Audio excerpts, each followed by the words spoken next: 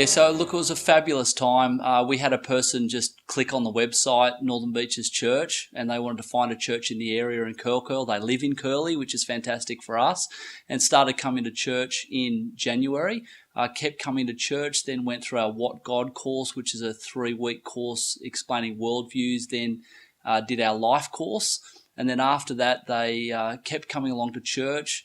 They really weren't keen on sort of moving to that next point of accepting Jesus. And 2 Sundays ago, they finally said that they were ready, and they recognised where they were at, that they hadn't been, living for Jesus and wanted to live for Jesus. And so, yeah, it was just fantastic being able to pray with this lady, and she received Christ as her king, and it was just a wonderful time of celebration. Yeah, well, it's a fascinating story. I'm not sure how many people come from a Turkish background in Curly, but I would have thought very few, possibly the only family in Curl.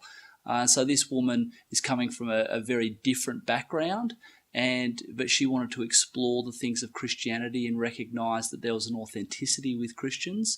And so she started coming along, and her family seems to be quite supportive of that at the moment, which is great.